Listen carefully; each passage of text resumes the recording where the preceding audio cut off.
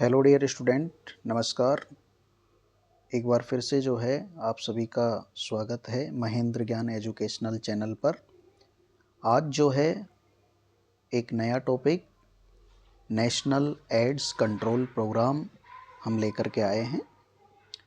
ये जो है कम्युनिटी की दृष्टि से भी और मेडिकल सर्जिकल की भी दृष्टि से जो है इम्पोर्टेंट है। एड्स इससे पहले जो है मैं आपको इससे पहले के लेक्चर में एड्स से संबंधित जो है जानकारी दे चुका हूँ। HIV एड्स क्या होता है, कैसे फैलता है और किस प्रकार से जो है उसका इलाज किया जा सकता है, इसके बारे में हम ऑलरेडी डिस्कस कर चुके हैं। आज जो है हम पढ़ने आए हैं कि आखिरकार नेशनल एड्स कंट्रोल प्रोग्राम क्या होता है। नाम से ही स्पष्ट हो रहा है, नेशनल मतलब राष्ट्रीय, AIDS acquired immunodeficiency syndrome, HIV human immuno virus से फैलने वाला जो है बीमारी। जो ह्यूमन इम्यूनो वायरस मतलब मानव की इम्यूनिटी सिस्टम को जो है ख़त्म कर देता है, वो जो है एड्स कहलाता है। अब इस HIV एड्स को कंट्रोल करने के लिए भारत सरकार ने जो है वो एक प्रोग्राम चलाया जिसका नाम है नेशनल एड्स कंट्रोल प्रोग्राम। अगर हम एड्स के इतिहास की बात करें बच्चों, तो सबसे पहले जो HIV वायरस है, एक्वायर्ड इम्यूनोडिफिशियेंसी सिंड्रोम जो वायरस है, इसको सबसे पहले जो है फ्रांस के एक माइक्रोबायोलॉजिस्ट थे डॉक्टर ल्यूवेन, और अमेरिका के कुछ डॉक्टर थे। उन्होंने जो है 1984 में जो है 1986 में जो है सबसे पहले इसको ढूंढा था, ठीक है ना। उसके बाद में फिर जो है ये धीरे धीरे जो है इसके पेशेंट जो है दुनिया में मिलने लगे, और तब जाकर के कहीं सामने आया कि HIV एड्स जो है बहुत भयानक बीमारी। अगर इसके भारत में इतिहास की अगर हम बात करें तो भारत में इसका सबसे पहला जो पेशेंट जो है वो 1986 में ही जो है चेन्नई में जो है, चेन्नई शहर में जो है डॉक्टर सुनीति ने जो है सबसे पहला पेशेंट जो है एक ढूंढा, जो कि एक फीमेल सेक्स वर्कर थी, उसमें जो है ये पाया गया। इस डिजीज़ कंडीशंस को क्योर करने के लिए जो है, या इस डिजीज़ कंडीशंस के प्रति लोगों को अवेयर करने के लिए जो है WHO ने, वर्ल्ड हेल्थ ऑर्गेनाइजेशन जो है वो पूरे विश्व वाइड जो है, पूरे विश्व में जो है 1 दिसंबर को विश्व एड्स दिवस मनाता है, वर्ल्ड एड्स डे मनाता है। 1988 से 1988 से जो है ये मनाया जा रहा है। 1 दिसंबर को HIV एड्स डे मनाने का जो कारण है वो यही है कि लोगों में जो है इसके प्रति अवेयरनेस फैले, और ज़्यादा से ज़्यादा जो लोग जो इससे संक्रमित हो चुके हैं वो इससे बचाव कैसे करें, और ज़्यादा से ज़्यादा लोगों को जो है HIV से बचने के जो प्रिवेंशन के जो उपाय हैं वो ज़्यादा से ज़्यादा लोगों तक जो है जागरूक बने, ज़्यादा से ज़्यादा लोग जागरूक जो है उसको लेकर के बने, ताकि ये जो बहुत भयानक बीमारी है इसके शिकार ना बन पाएँ। भारत में अगर हम बात करें तो जो भारत सरकार के द्वारा जो, या मैं कहूँ कि स्वास्थ्य एवं परिवार कल्याण मंत्रालय के द्वारा जो है वो ये नेशनल एड्स कंट्रोल प्रोग्राम बनाया गया है। अब ये अपने भारत में जो है वो सबसे पहले 1992 से ही जो है वो नेशनल एड्स कंट्रोल प्रोग्राम की शुरुआत कर दी। स्वास्थ्य मंत्रालय भारत सरकार, स्वास्थ्य एवं परिवार कल्याण मंत्रालय भारत सरकार ने। इसका जो मुख्यालय है राष्ट्रीय एड्स कंट्रोल जो वो अनुसंधान केंद्र है, राष्ट्रीय एड्स अनुसंधान जो केंद्र है भारत में, वो जो है हमारे पुणे महाराष्ट्र में उपस्थित है। और अगर हम इसकी बात करें तो इसका जो सबसे फैलने की जो दर है सबसे ज़्यादा भारत के राज्यों में अगर हम बात करें तो भारत का जो एक प्रकार से मैं कहूँ कि आपका जो मिज़ोरम है उसमें जो है सबसे ज़्यादा जो है इसके पेशेंट्स देखने को मिलते हैं। एक उसकी फैलने की दर के आधार पर देखें तो मिज़ोरम सबसे पहले आता है, लेकिन अगर मैं कहूँ कि सबसे ज़्यादा HIV एड्स के रोगी अगर कहाँ रहते हैं तो उसमें महाराष्ट्र सबसे पहले आता है, और उसके बाद में कर्नाटक वगैरह, आंध्रा वगैरह ऐसे राज्य हैं जिनमें कई सारे पेशेंट देखने को मिलते हैं। राजस्थान जो है वो भारत का पहला ऐसा राज्य है जिसने HIV एड्स से संक्रमित महिलाओं की स्क्रीनिंग के लिए सबसे पहले जो है VIA टेक्निक्स का इस्तेमाल किया है। तो कहीं न कहीं जो है लोग बाग उसके प्रति अवेयर भी हो रहे हैं और अब जो है पहले से जो है सिचुएशन बेहतर होने आ रही है। अगर मैं अभी के आंकड़ों की बात करूं तो अभी भी हर साल जो है भारत में 30 से 40 हज़ार ऐसे लोग हैं जो HIV एड्स के कारण मारे जाते हैं।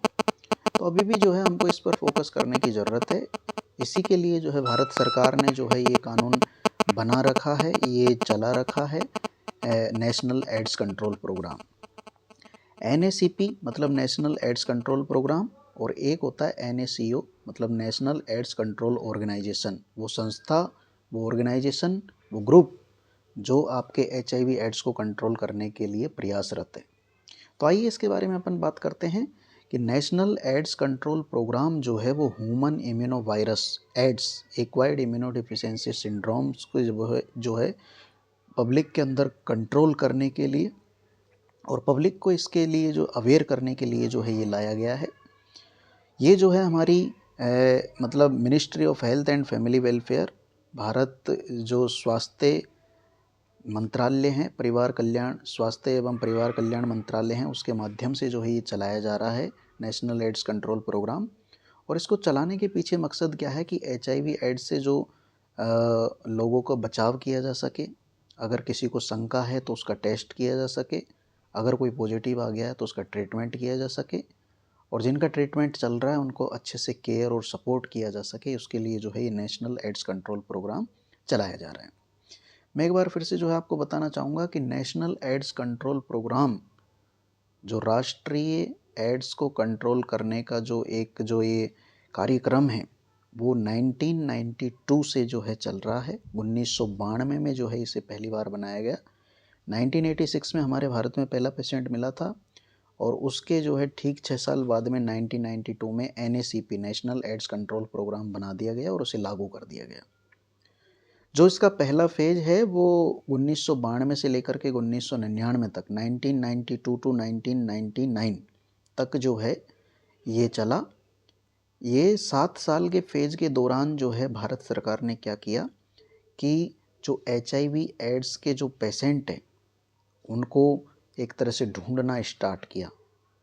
फिर उन HIV एड्स वाले जो पेशेंट हैं उनका तो ढूंढ कर के इलाज करने की कोशिश की गई, लेकिन और भी जो लोग हैं उन लोगों में अवेयरनेस बढ़ाई गई। जनरेशन के अंदर जो है, जो युवा वगैरह हैं जो सेक्सुअली एक्टिवेट हैं, उनको जो है अवेयर किया गया। जो व्यक्ति पॉजिटिव होने की कगार पर है या पॉजिटिव पाया गया उनको अंडर गाइडेंस में या सर्विलेंस में रखा गया। और जहाँ पर ब्लड ट्रांसफ़र करने जैसी जो प्रोसीजर होते थे तो उन दौरान जो है सेफ्टी बरतने के लिए जो है या सेफ्टी मेजर्स इस्तेमाल करने के लिए जो है भारत सरकार ने गाइड किया, जो पहला फेज है उसके दौरान। और वहाँ जो है 1992 से लेकर के और 99 तक जो है भारत सरकार ने एक काम और किया कि पहले सेंटर लेवल पर, राष्ट्रीय लेवल पर तो उसका ऑफिस बना हुआ ही है, वहाँ से तो वो चल ही रहा है, लेकिन उसने हर एक स्टेट के अंदर जो है गवर्नमेंट ने प्रत्येक राज्य के अंदर जो है वो HIV एड्स को कंट्रोल करने के लिए एक सेल बनाई जिसे स्टेट एड्स सेल्स के नाम से जाना जाता है। फिर इस 99 के बाद में फेज सेकंड में 1999 में नेशनल एड्स कंट्रोल प्रोग्राम को फिर से रिवाइज किया गया और फिर से चलाया गया। तो 1999 से लेकर के 2006 तक, 1999 से लेकर के 2006 तक इसमें और फिर कुछ चेंजेज किए गए, जिसमें जो है पेशेंट को जो है एक प्रकार से मुख्य धारा में लाने का जो है प्रयास किया गया, डिसेंट्रलाइजेशन का प्रयास किया गया। और जो व्यक्ति उसका शिकार हो चुके हैं तो उनको जो है उनके लिए कुछ क्या करना चाहिए उस चीज़ पर फोकस किया गया। इसका उद्देश्य क्या था? सेकंड फेज का उद्देश्य जो है HIV एड्स के पेशेंट्स को भारत में जो है कम करना, उनकी जो है क्वांटिटी को कम करना, और अगर कोई पॉजिटिव अगर कोई पेशेंट आ गया है तो उस पेशेंट की जो है लाइफ को जो है थोड़ा लॉन्ग बनाना, उसकी स्ट्रेंथन जो है, जो ये प्रोग्राम जो चल रहा है इसकी मजबूती जो है और थोड़ा सा नेशनल एड्स कंट्रोल प्रोग्राम को जो है मजबूत बनाया गया दूसरे फेज़ के दौरान। एड्स कंट्रोल सोसाइटी जो है उसका अंतर्गत जो है इन्होंने काम डिवाइड किया कि भाई जो प्रत्येक स्टेट के अंदर जो आपने सेल बनाई है, एड्स कंट्रोल सोसाइटी बनाई है, वो जो है वहाँ पर उपस्थित पेशेंटों की काउंसलिंग करेगी, टेस्टिंग करेगी और कोशिश करेगी कि कोई अगर माँ पॉजिटिव है तो उससे जो है उसके बच्चे को जो है ये बीमारी या डिजीज कंडीशन नहीं फैले। PPTCT जिसे हम कहते हैं, prevent of parent to child transmission, मतलब माता पिता से बच्चों को ये बीमारी नहीं फैले, उसके लिए जो है प्रयास किया गया। फेज़ थर्ड जो है 2007 से लेकर के 2012 तक जो है चलाया गया। इस फेज़ थर्ड के दौरान जो है पर्टिकुलर कोई एपिडेमिक एरिया के अंदर ज़्यादा अगर पेशेंट मिल रहे हैं तो वहाँ जो है उस चीज़ को ज़्यादा फोकस किया जाए। जैसे पहली फेज़ में तो सिर्फ स्टेट सेल बनाई गई, दूसरी फेज़ में जो है स्टेट वाली जो सेल्स हैं उनके अंदर स्क्रीनिंग और टेस्टिंग की सुविधा की गई। लेकिन जब तीसरा फेज़ बना तो ऐसा कोई ज़रूरी नहीं है कि एक स्टेट में बना करके आपने छोड़ दिया। स्टेट के अंदर भी जो कोई एपिडेमिक एरिया, जो कोई ज़िला, जो कोई तहसील हेडक्वार्टर, वहाँ पर अगर आपको ज़्यादा पेशेंट देखने को मिल रहे हैं तो वहाँ तक सारी सुविधाएं पहुँचाई जाए। और अब जो है आपका जो स्टेट लेवल पे जो सेल बना था उसको जो है एक्सपांड किया गया और अच्छे से बनाया गया और प्रत्येक डिस्ट्रिक्ट लेवल तक जो है एड्स प्रिवेंशन कंट्रोल यूनिट बनाई गई। जो प्रत्येक ज़िले पर जो यूनिट बनाई गई उसे हम CPM बोलते हैं, DAPCU, मतलब district prevention and control unit. AIDS से बचने के लिए district AIDS prevention and control unit, DAPCU, प्रत्येक ज़िले के ऊपर बनाई गई। इससे जो है और पारदर्शिता बढ़ी और प्रत्येक लोगों तक जो है नेशनल एड्स कंट्रोल प्रोग्राम की जो सुविधाएं हैं, अवेयरनेस है, स्क्रीनिंग है, ये सारी चीज़ें, प्रिवेंशन, ट्रीटमेंट, केयर जो है वो उन तक पहुंचा। और अब जो है इसको बड़े लेवल पर स्टार्ट करने के लिए भारत सरकार ने क्या किया कि फेज़ थर्ड के दौरान जो है जो NGO वगैरह चल रहे थे उनको भी जो है इसके अंदर इंक्लूड कर लिया, ताकि और लोग इससे जुड़े और पैसा इसमें जो है आए और उससे जो है हम बेहतर से बेहतर सुविधाएं जो है लोगों तक पहुंचा सकें। फिर इस फेज़ को जो है फिर से रिवाइज किया 2012 में, और 2012 से और 2017 के लिए जो फेज़ चलाया गया वो है फेज़ 4। तो चौथे फेज जो कि 2012 से और 2017 तक चला, उसका उद्देश्य ये था कि हेल्थ सिस्टम को और मजबूत बनाया जाए, उसमें और लोगों को जो है जोड़ा जाए, ताकि बेहतर सुविधाएं, बेहतर सर्विस और बेहतर कवरेज जो है HIV एड्स के रोगियों तक पहुंच सके। इसका फोकस कहाँ पर था? कॉम्प्रिहेंसिव केयर और सपोर्ट और ट्रीटमेंट पर। मतलब अगर HIV एड्स का कोई रोगी है तो उसे सभी प्रकार की सुविधाएं, सभी प्रकार की केयर, कॉम्प्रिहेंसिव केयर उसे दी जाए, जिससे उसको सपोर्ट मिले और उसका इलाज होए और वो जो है बीमारी से जो है संघर्ष करें और लड़ सकें, बच सकें। यहाँ पर जो है prevention and behaviour changes of communication, मतलब जो पहले की तरह HIV एड्स के रोगियों को जो ऐसे घिन भरी निगाहों से देखा जाता था, उसमें जो है थोड़ा सा व्यवहार में परिवर्तन करने के लिए भी फोकस किया गया कि भाई HIV एड्स भी एक बीमारी है, उससे वो जो भी बीमारी भी जो है हो सकती है, तो ऐसे लोगों से जो है नफ़रत करने की बजाय जो है उन्हें जो है सहारे की ज़रूरत ज़्यादा है, उन्हें टाइम पे दिखा करके ट्रीटमेंट सही मात्रा में दिलाने की जो है ज़रूरत ज़्यादा है। तो ये फेज़ 4 था। उसके बाद में इसी को ही जो है आगे रिवाइज किया गया 2021 से लेकर के 2026 तक, जो अभी चल रहा है। 2021 से लेकर के 2026 में जो फेज़ चल रहा है वो फेज़ 5 है, जिसे हम करंट फेज़ कहते हैं, जो अभी हाल फिलहाल में चल रहा है, क्योंकि अभी 2026 शुरू ही हुआ है। तो ये जो 2021 से चला करके 2026 तक जो फेज़ चल रहा है, ये फेज़ नंबर 5 है। और इस 5वें फेज़ में जो है, जिसको हम करंट फेज़ बोलते हैं, इसको जो है 31 मार्च 2026 तक जो है एक्सटेंडेड किया गया है। और मार्च 2026 तक जो है इस नेशनल एड्स कंट्रोल प्रोग्राम की फेज़ 5 जो है उसके अंदर केंद्र सरकार ने 15,472 करोड़ रुपए जो है इस पर पे करने के लिए जो है टारगेट रखा है। मतलब 15,472 का जो ये सेंट्रल बजट है, जो केंद्र सरकार की तरफ से बजट जो घोषित किया गया है, उस बजट के अंदर जो है इतना पैसा नेशनल एड्स कंट्रोल प्रोग्राम को पूरे देश में लागू करने के लिए जो है खर्च किया जा रहा है। ग्लोबल एड्स स्ट्रेटेजी जो है और SDG जो है वो HIV AIDS public health treatment 2030 तक जो है उसको और मतलब बेहतर करने का प्रयास है। 2030 तक जो है ये टारगेट है कि भाई एड्स के रोगियों को जो है और संख्या उनकी कम की जाए और उनके जो पॉजिटिव है उनके पास में मजबूती से जो है इलाज को पहुंचाया जाए। जो जितने पेशेंट 2010 के अंदर जो पेशेंटों की डेथ होती थी उसको जो है अब 80% तक घटाया जाए 2030 तक। ये टारगेट है उसका कि 80% जो है मौतें HIV एड्स से जो होती थी 2010 में जो होती थी उसकी तुलना में 2030 तक जो है उन 80% मौतों को कम किया जाए, ये टारगेट जो है रखा गया है। और बाकी जो पहले एड्स से बचाव के लिए, टेस्टिंग के लिए, स्क्रीनिंग के लिए, ट्रीटमेंट के लिए जो चल रहा था उस सुविधाओं को जो है और बेहतर किया जाए, उन पर जो है और पैसा खर्च करके और जो है उन्हें अच्छा बनाया जाए। ऑब्जेक्टिव्स क्या है नेशनल एड्स कंट्रोल प्रोग्राम के? तो पहला ऑब्जेक्टिव्स तो इसका यही हो गया कि भाई HIV के जो नए इन्फेक्शन आए उनको रोका जाए।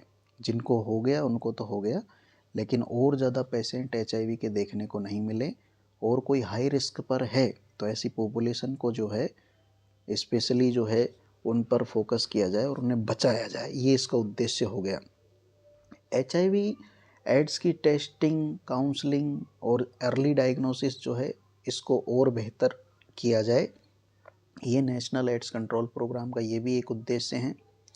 और जिन व्यक्तियों को HIV एड्स हो चुका है उन्हें ART एंटी रिट्रोवायरल ट्रीटमेंट जो है वो सही टाइम पर प्रोवाइड किया जाए और फ्री में प्रोवाइड किया जाए और लाइफ लॉन्ग जो है उनको फ्री में दिया जाए ताकि उनकी लाइफ जो है बेहतर हो सके। क्योंकि HIV एड्स का जो इलाज है वो बगैर पैसों से करवाया जाएगा तो वो काफ़ी महंगा पड़ेगा और उससे जो है गरीब व्यक्ति करवा पाएँ नहीं करवा पाएँ, तो भारत सरकार का ये प्रयास है कि भाई जो ART जो है वो फ्री लोगों को प्रोवाइड की जाए जिससे एवरी इंडिविजुअल जो है उस तक जो है पहुंच सके और HIV एड्स का इलाज करवा सके।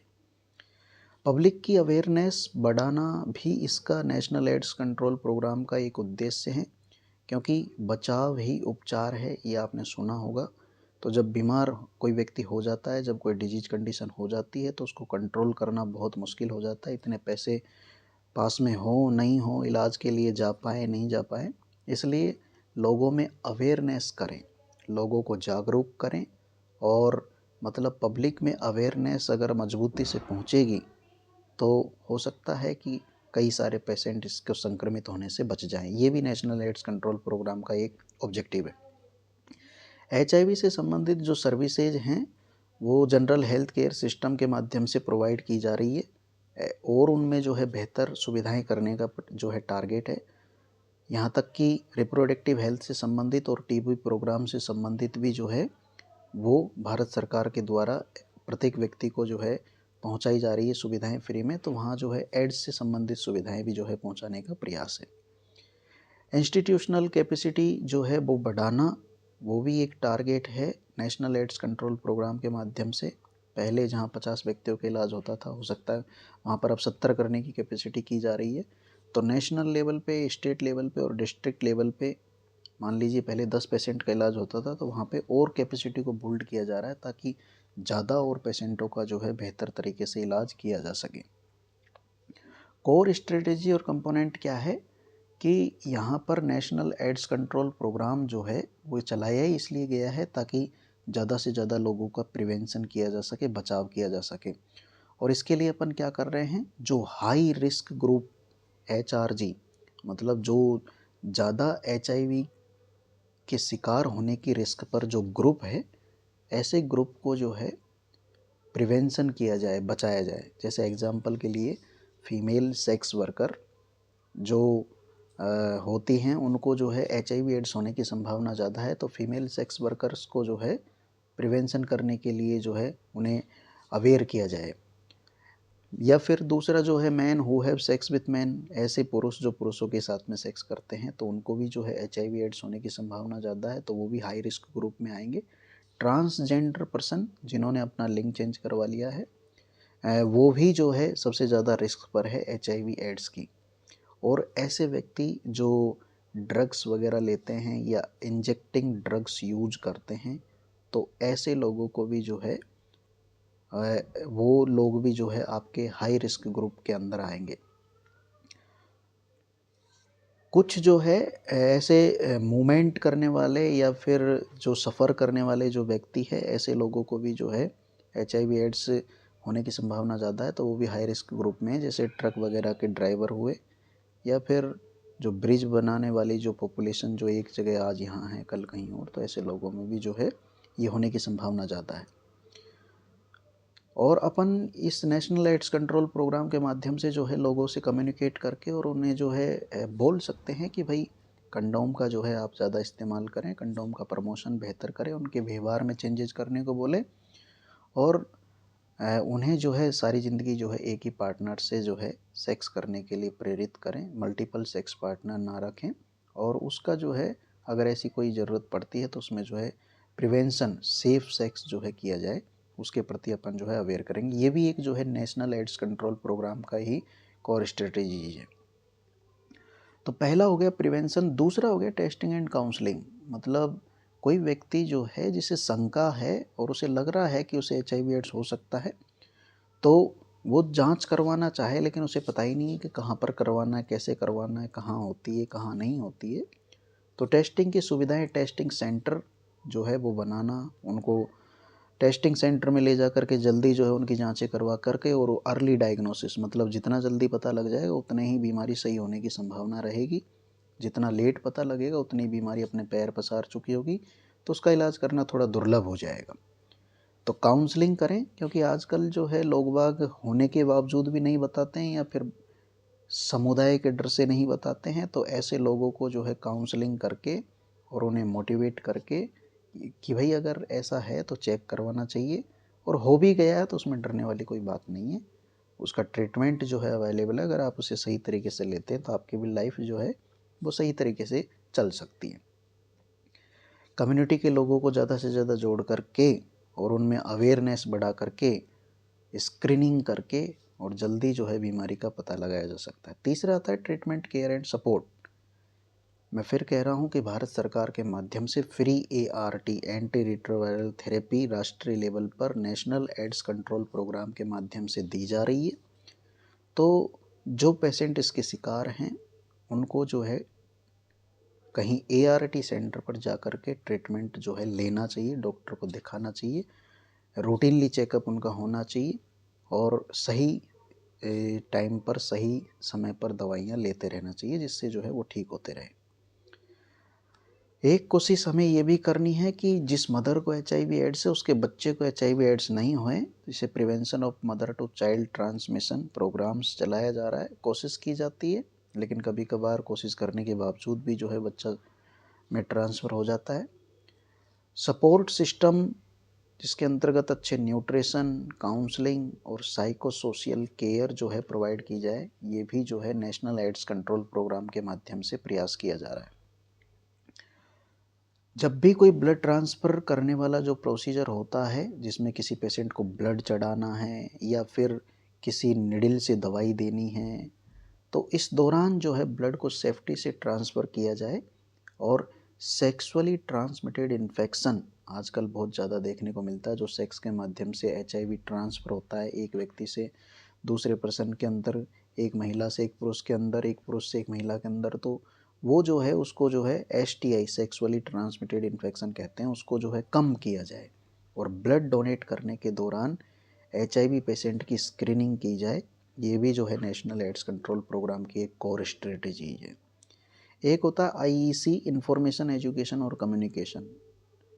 अगर लोगों में अवेयरनेस होगी तो ऐसी बीमारियां नहीं फैलेगी, इसलिए लोगों को इन्फॉर्मेशन देना, उन्हें एजुकेट करना। और कभी कभार भारत जैसे देश में कई लोग बाग जो है ऐसे टॉपिकों पर बात करने से भी डरते हैं या शर्माते हैं, तो वहाँ पर कम्युनिकेशन बेहतर होएगा। देखो, शर्म के अंदर कोई बीमारी हो जाए, इससे बढ़िया तो जो है उससे संबंधित कम्युनिकेशन करके और उसके बारे में जानकारी लेना चाहिए। जो भी आपके पास में अवेलेबल जो ANM है, आशा वर्कर है, आंगनवाड़ी वर्कर है, PSC पर अवेलेबल डॉक्टर और नर्सेज हैं, डिस्ट्रिक्ट लेवल पर अवेलेबल डॉक्टर और नर्सेज हैं, तो उनसे जो है अगर आपको कोई भी शंका है, कोई भी डाउट है, तो जा कर के पूछें कि ये बीमारी कैसे होती है, कैसे फैलती है, बचाव क्या है, उपचार क्या है, कहाँ पे जांच होती है, कहाँ इसका इलाज जो है दिया जा रहा है, वो सारी चीज़ें जो है क्लियर करना ज़रूरी है। ऐसा कम्युनिकेशन अगर बेहतर होएगा तो उससे जो है अवेयरनेस भी बढ़ेगी और लोगों का व्यवहार भी चेंज होगा और ऐसी बीमारियों से जो है वो लड़ पाएंगे, बच पाएंगे, टाइम पर जो है अर्ली डायग्नोसिस हो पाएगा।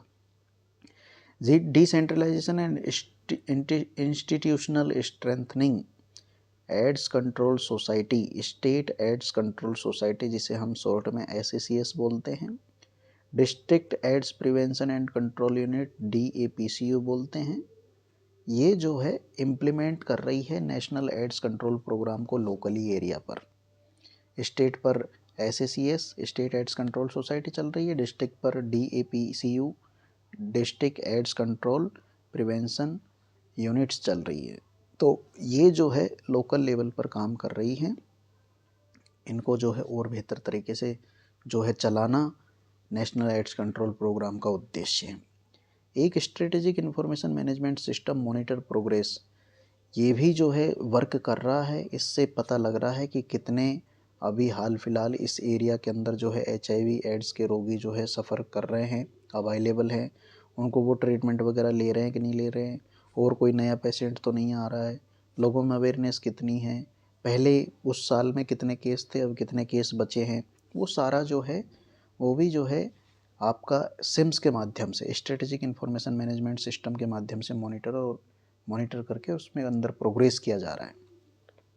इंस्टीट्यूशनल फ्रेमवर्क को और बेहतर बनाया जा रहा है। नेशनल एड्स कंट्रोल प्रोग्राम जो चल रहा है उसके पीछे जो है नेशनल एड्स कंट्रोल ऑर्गेनाइजेशन काम भी कर रहा है नेशनल लेवल पर। ये क्या करता है कि पॉलिसियाँ बनाता है, ये स्ट्रेटजीज बनाता है और टेक्निकल गाइडेंस किस प्रकार से घर घर तक, लोगों तक, प्रत्येक नागरिक तक जो है ये सूचनाएं, सुविधाएं पहुंच सके, उसको लेकर के नाको जो है वो पॉलिसी बनाता है, स्ट्रेटेजी बनाता है और टेक्निकल गाइडेंस करता है।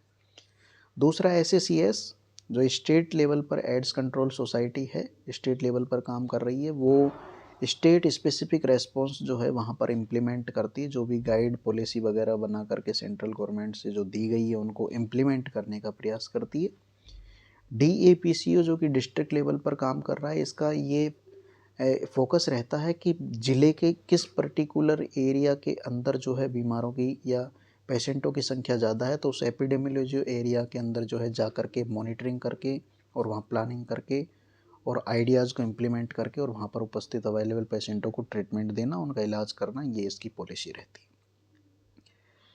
मैंने फिर कहा सरकार तो इस पर काम कर ही रही है, लेकिन सरकार के साथ साथ में कुछ जो है NGOज को जो है इसका सदस्य बनाया गया है, कुछ कम्युनिटी ग्रुप को इसका सदस्य बनाया गया है, कुछ जो है PLHIV नेटवर्क जो है बनाया गया है, जिससे जो है प्रत्येक व्यक्ति तक इफ़ेक्टिवनेस वाली अच्छी सुविधाएं जो है वो पहुंच सके, उसके लिए ये किया जा रहा है। तो आज बच्चों अपन ने पढ़ा कि नेशनल एड्स कंट्रोल प्रोग्राम क्या होता है। ये स्वास्थ्य एवं परिवार कल्याण मंत्रालय भारत सरकार के द्वारा 1992 से चलाया जा रहा है। अभी 2026 तक पहुँचते पहुँचते इसकी 5 फेज़ हो चुकी है। First phase, second phase, third phase, fourth phase और 5 फेज़ में टाइम के अनुसार उनमें और मॉडिफिकेशन करके उनको और बेहतर बनाने का प्रयास किया गया है। नेशनल एड्स कंट्रोल प्रोग्राम जो है ये एविडेंस बेस्ड नेशनल स्ट्रेटजीज़ के माध्यम से जो है काम कर रहा है, जिसके अंतर्गत कॉम्प्रिहेंसिव प्रिवेंशन और ट्रीटमेंट और केयर सर्विसेज प्रोवाइड की जाती है, जिसके माध्यम से जो HIV से जो हर साल 30 से 40 हज़ार मौतें हो जाती है, उन मौतों के आंकड़े को और कम किया जाए और जो राज्य ज़्यादा, जिनके पेशेंट जिन राज्यों में ज़्यादा अवेलेबल है उनकी संख्या को और कम किया जाए, जिसके लिए जो है भारत सरकार निरंतर कार्यरत है और ये नेशनल एड्स कंट्रोल प्रोग्राम जो है वो अपना काम कर रहा है, जिससे HIV के जो रोगी भारत में उपस्थित है उनका बेहतर इलाज, कॉम्प्रिहेंसिव केयर, ट्रीटमेंट, प्रिवेंशन और जिनको संभावना है उनका अर्ली डायग्नोसिस किया जाए और लोगों में जो है, युवाओं में जो है अवेयरनेस पहुंचा करके, जागरूकता पहुंचा करके ऐसी भयानक बीमारियों से जो है उनका बचाव किया जाए। इसके बारे में आज अपन ने डिस्कस किया। तो ज़्यादा से ज़्यादा जो है आप महेंद्र ज्ञान एजुकेशनल चैनल को लाइक करें, शेयर करें, सब्सक्राइब करें, अगर अच्छा लगे तो कमेंट करें और आगे भी हम डिफरेंट डिफरेंट टॉपिक लेकर के आएंगे। आज के लिए इतना ही काफ़ी है। नमस्कार, थैंक यू वेरी मच। नमस्कार।